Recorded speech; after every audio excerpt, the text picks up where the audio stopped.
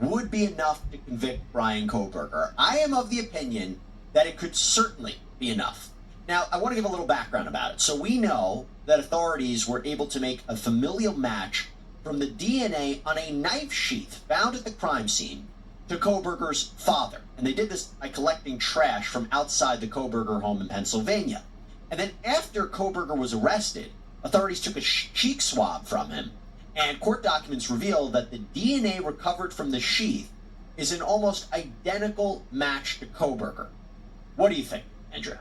Yeah, so the DNA evidence, you've described it as strong. I would describe it as really the linchpin of the state's case, because if this DNA evidence does not stand, in my opinion, the case does not stand. So it's really the only hope that they have to get a conviction here. So you've described it as strong evidence. What we know about the DNA is that it appears to be what we call trace evidence, meaning this doesn't come directly from a body fluid like a blood or something like that can help explain how that DNA got onto that knife sheath.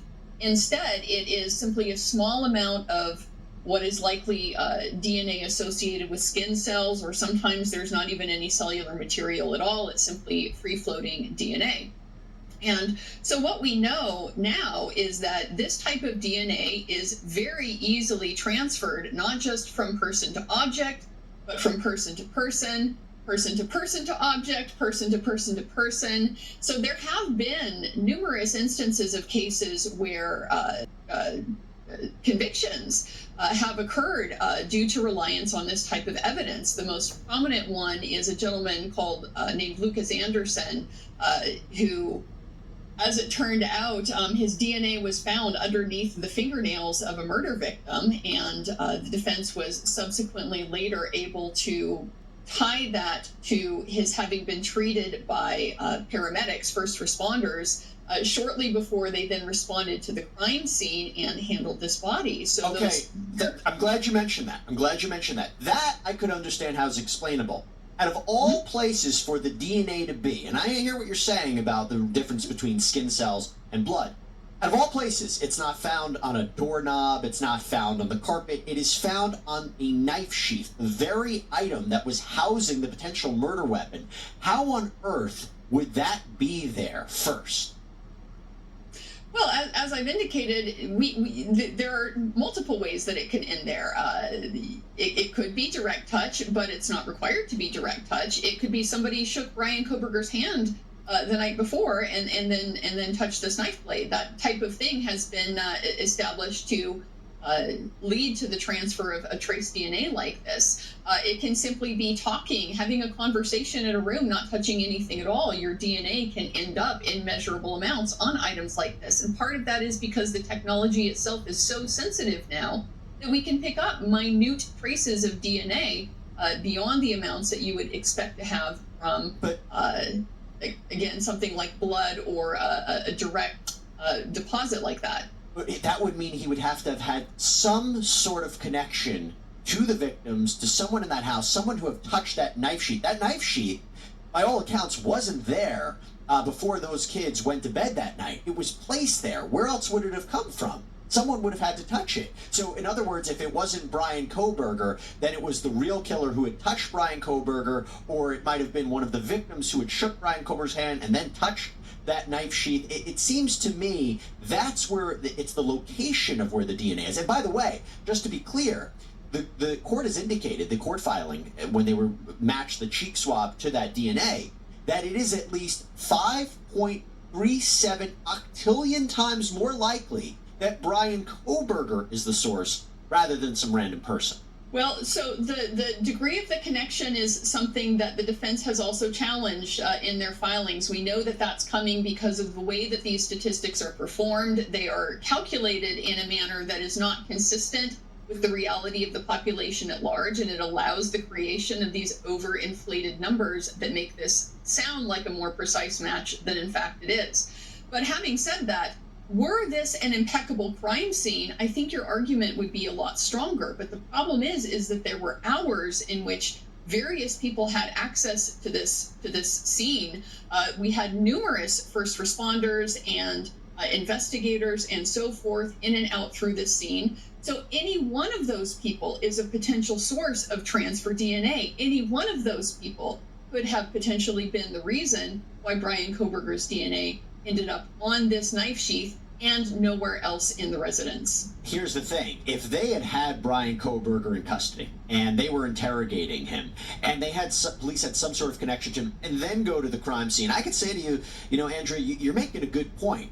He was a complete stranger. There's no evidence that I have seen so far. Maybe something will come out that he had partied at that house before, that he had been at that house, that he had some kind of contact with any of these people. Didn't have contact with law enforcement. His DNA came out of nowhere. And that's the part that I just can't get past. And I'll leave it back to you on that, because I would agree with you if he had some sort of connection to either people who were processing the crime scene, if his DNA was in the, or his materials, genetic material was somehow in the possession of law enforcement beforehand, or if he had some connection with the victims or the people in that house, I'd agree, but it seems too limited there.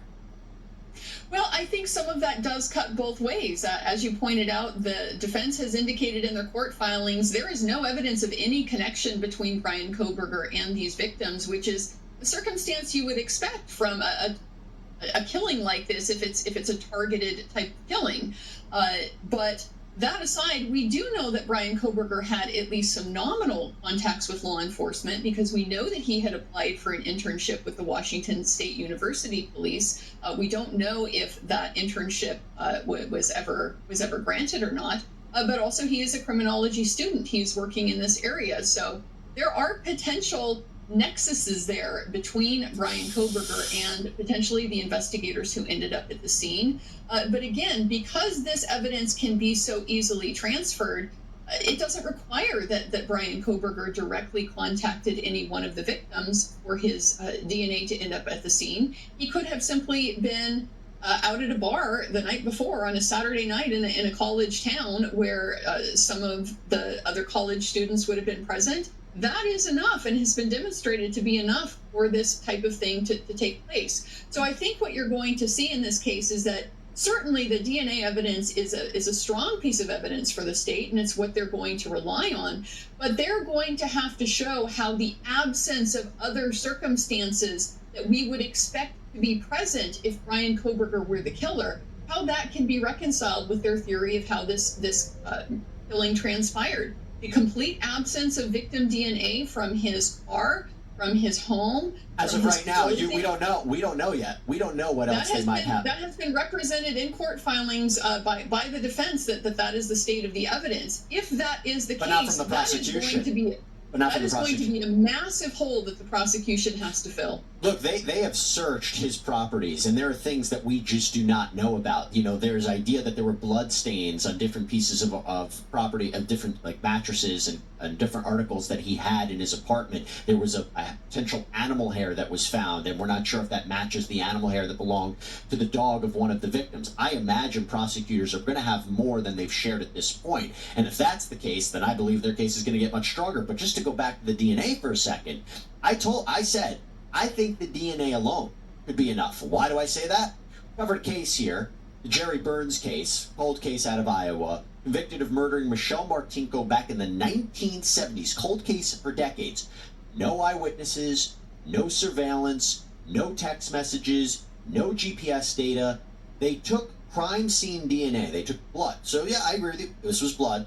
But they took blood from the crime scene and they compared it to data in genetic genealogy databases. They get a pool of people. It includes Jerry Burns. They collect a straw he discarded at a restaurant, and the DNA on the straw was consistent with the blood found on Martinko's dress. They were able to match the DNA. He is convicted. It was the strongest piece of evidence in the case. Golden State Killer, DNA, pled guilty. I see these kinds of cases where juries are seizing upon DNA. I understand that he has some connections to law enforcement and he lived nearby the house. But other than that, it doesn't seem to me a jury is going to accept that there's some other alternative explanation. As of right now, if you can provide some alternative explanation for why his DNA would be not only in the house but on the knife sheath, that feels like smoking gun, a slam dunk in this case. You can disagree with me. I do disagree, and the main reason why is because of that very critical detail in the previous case that you mentioned, which is the presence of blood. The problem with DNA evidence isn't so much the fact that it exists; it's explaining how it got there. And with something like blood in a murder setting, there's a pretty strong inference that you have to draw that means the person was present and bled on the item from which the blood was recovered. With trace DNA, that argument simply doesn't follow. There are too many ways for that potential evidence to end up on a sheath like that knife. There is a massive amount of forensic science that has been done on this topic. The defense is going to have experts who can come in and explain how all of this works to the jury. You can be sure that the jury is going to hear about this Lucas Anderson case that I mentioned previously. This is simply not the weight of evidence that something like a blood sample is going to give the state. And so because of that, it's all the more important that the surrounding circumstances strongly corroborate the state's theory of how these killings occurred. And that is where, in my opinion, the evidence that we have so far is nowhere near at the level that it would need to be to establish Bryan Kohberger's guilt beyond a reasonable doubt. Let's keep going forward with this. So, and obviously, the defense is trying to also understand how law enforcement used, it's called IGG, investigative genetic genealogy, to actually find this tree and how, it was actually able to narrow down to Kohberger. But I do want to move down to the other evidence, cell phone evidence. So, again, I also think a huge piece of evidence. So, on the night of the murders at 2:42 a.m., Bryan Kohberger's phone is connecting to a tower that covers his apartment in the Pullman, Washington area. 5 minutes later, the data shows that that phone leaves the residence, travels south through Pullman, Washington, and that is consistent, which we'll talk about next, the movement of the white Hyundai Elantra that's caught on surveillance footage. Then the phone stops responding to the network. Prosecutors say he shut off the phone purposely to avoid detection. And out of all the times to come back on, it comes back on at 4:48 a.m., 2 hours later, after when prosecutors say the killings happened, and it hits the towers covering the area to the highway south of Moscow, Idaho.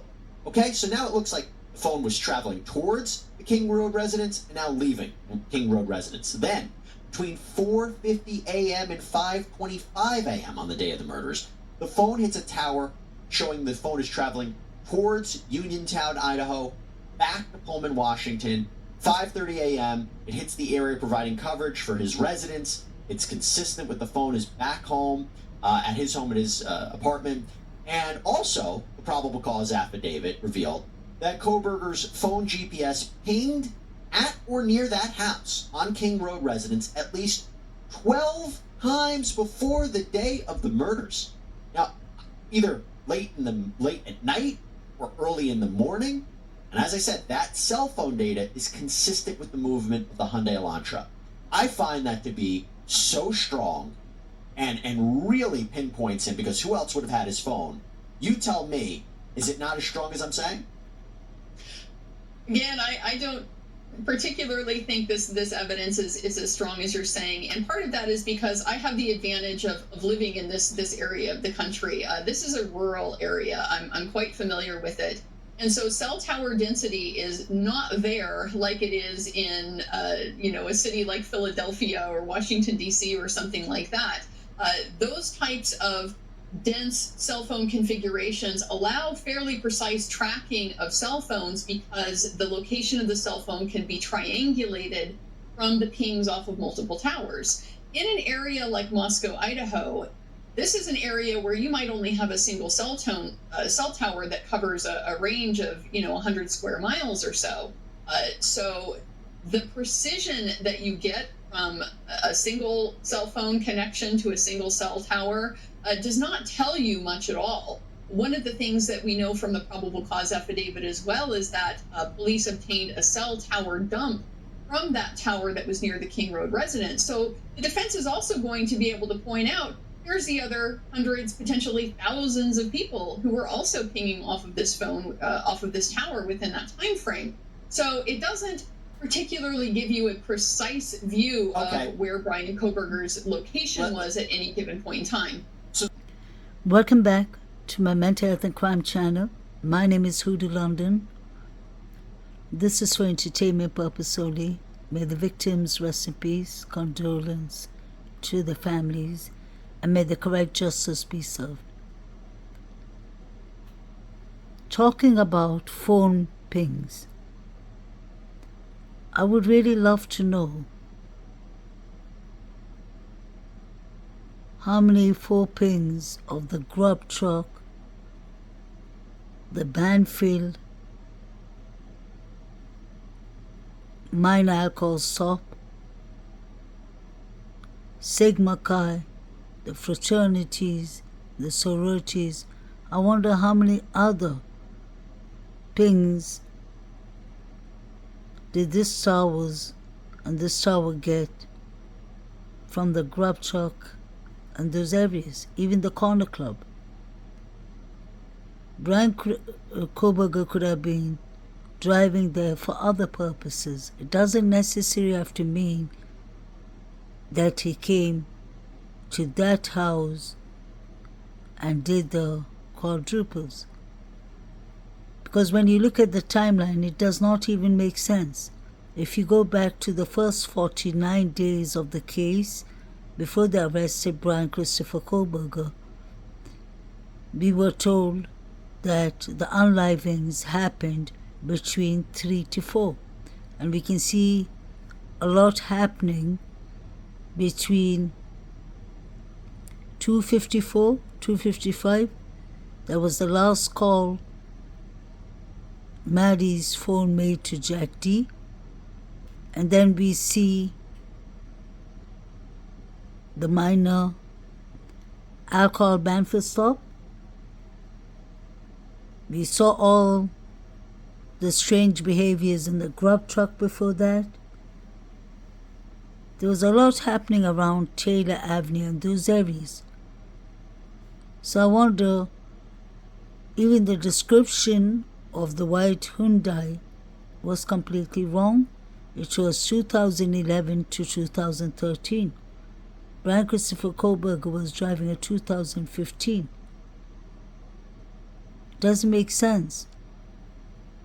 The chief said in the beginning they were searching for occupants in a white vehicle. Brian's alleged car that was caught on the gas station footage has tinted windows. Doesn't even look like his car.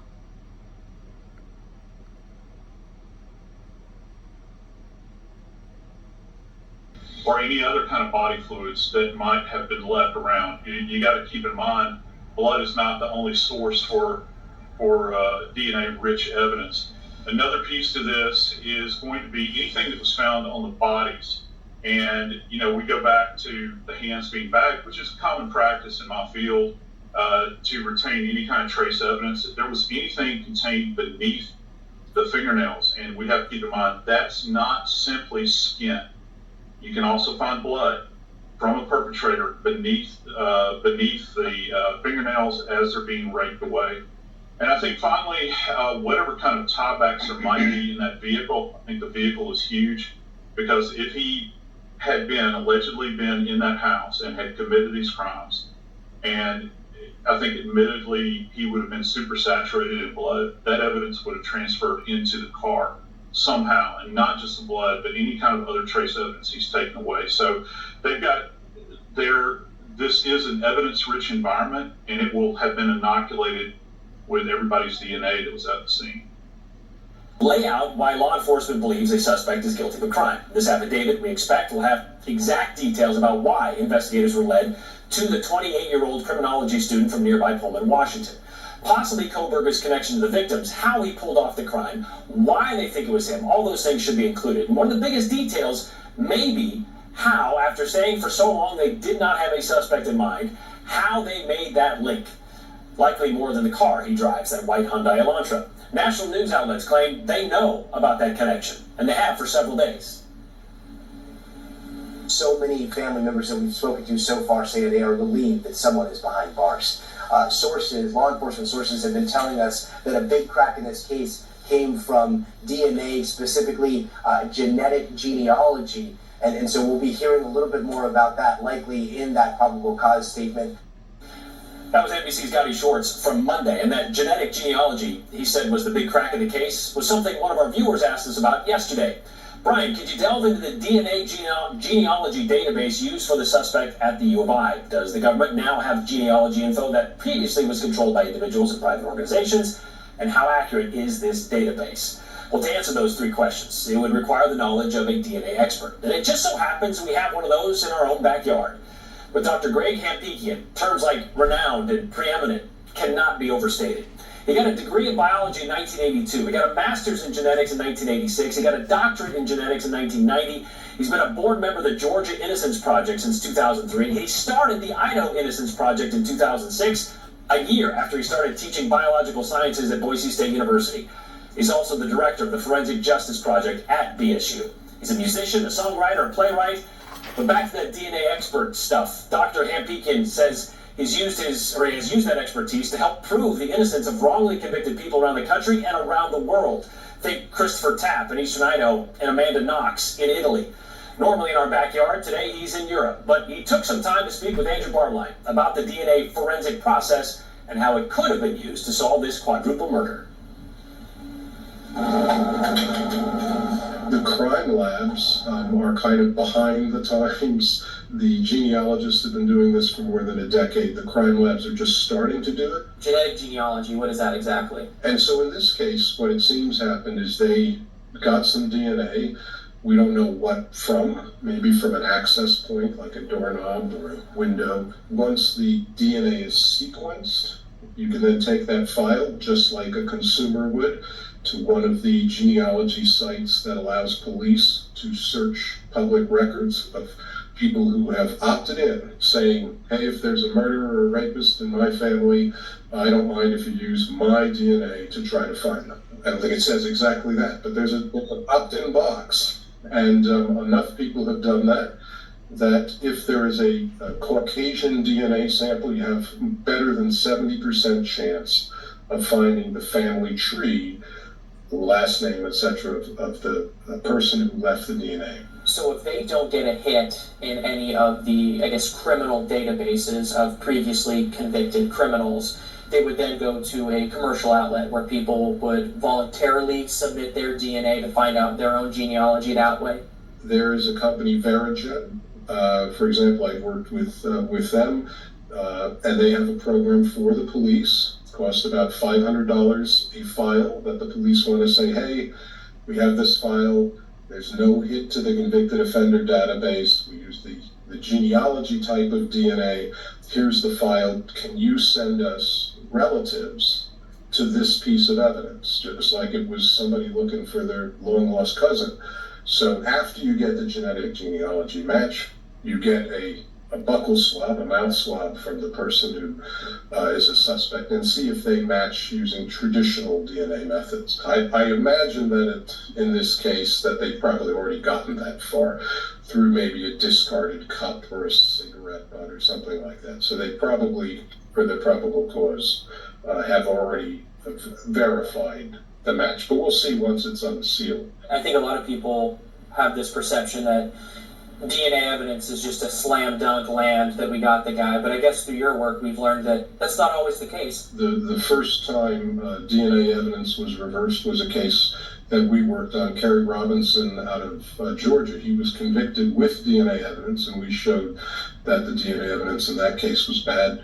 One thing I would point out is DNA is very, very good at telling us who might have been the original source of some biological material.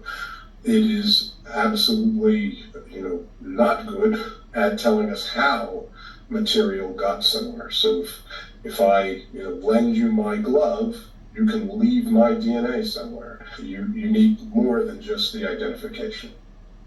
Dr. Hampikian adds that it is a difficult process. Typically, a genealogist is needed to sort through records and newspapers and assist police in finding out, who is alive, where people are, who might be around. And if these reports are true, Brian, that genetics played a significant role in this, in Kohberger's arrest, Hampikian is confident that this is the process and how they did it. It's fascinating to me. It's outside of my understanding completely, but I get it. I can follow the process a little bit. But the question is, how did the law enforcement and the prosecution get the genealogical DNA of Brian Christopher Kohlberger. They can prove it from the leather knife sheet, but you heard the professor. They can't prove how it got there. He gave us a good example. If somebody borrows your gloves or scarf or anything and leaves it in another place, that is tricky.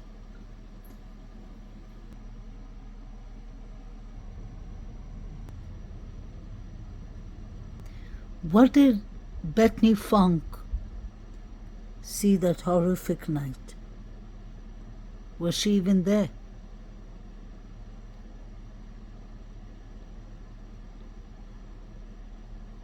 Was Dylan sleeping in the first floor, like we were told the first 49 days? Or was Dylan made later on to be a witness by law enforcement? Because it doesn't add up.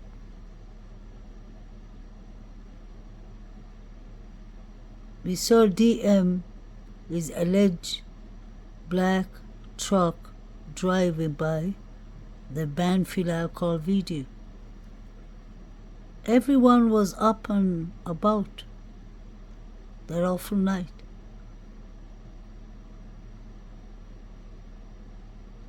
She has some exculpatory evidence in this case. Isn't DM and BF trying to get justice for the 4 victims that they shared a house with? Or are they scared for their lives? They would have spoke, but I guess the real people who did this is outside. Because if it was Brian Kohlberger who did it, they would have easily testified without a problem. Doesn't add up. There was a fight at the Sigma Chi at that party night between the 12th to the 13th of November, that awful night,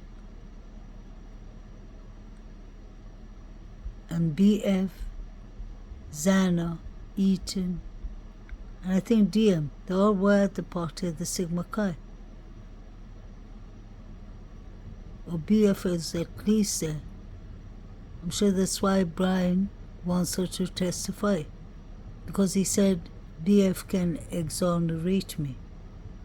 So she has some exculpatory evidence.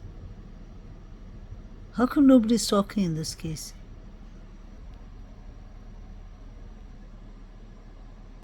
Law enforcement was searching for a 2011 to 2013 Hyundai Elantra.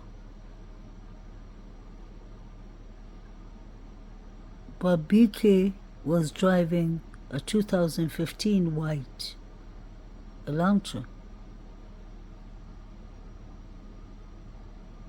It doesn't make sense. The timelines doesn't add up with BK to start with.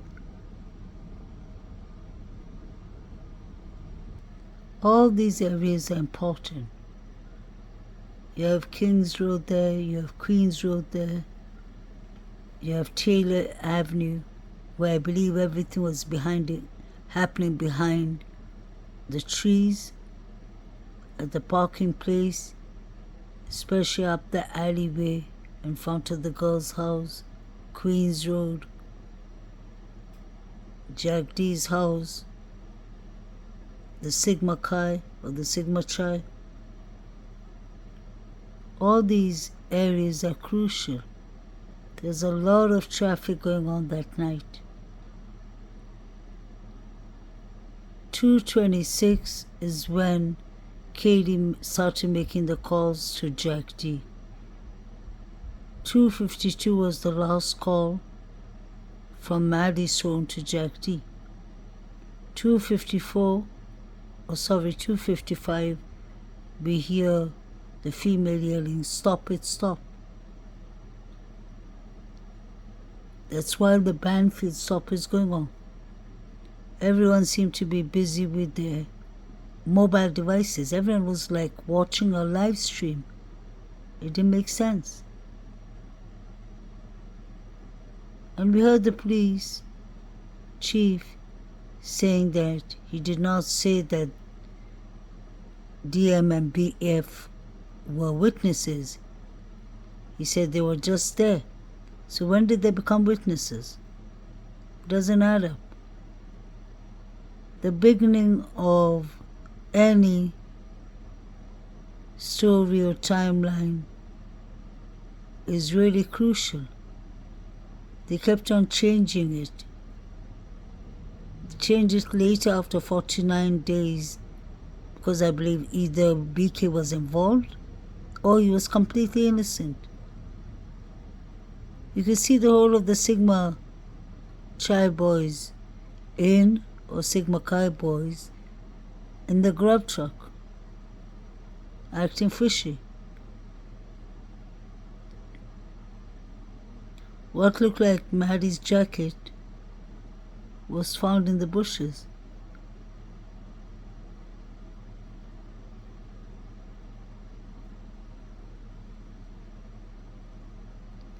I remember hearing in the beginning that Kaylee took her dog Murphy for a walk. So if that was the case, did someone snatch Kaylee and Maddie on the way in the walk?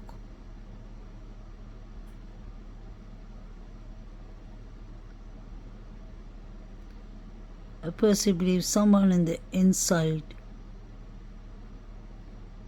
knows much more than they're saying.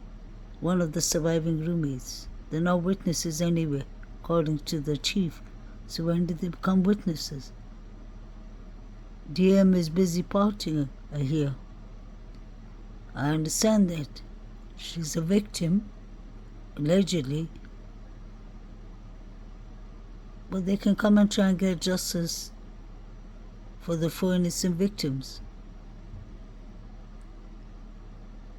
No one's coming forth with the truth. The Sigma Chi boys said that they would do this in the 4chan, allegedly. Within 19 minutes, we saw the 5 figures, 4 figures or 6 figures running in front of that house with their red bricks. The first house was the car park and the cars in front of it. And they came from the girls' house direction. What were the undercover police doing? They weren't doing much.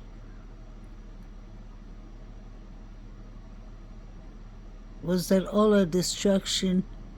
Did someone call the police on purpose so these 3 boys so that the real suspects could get away? There were people in the cars.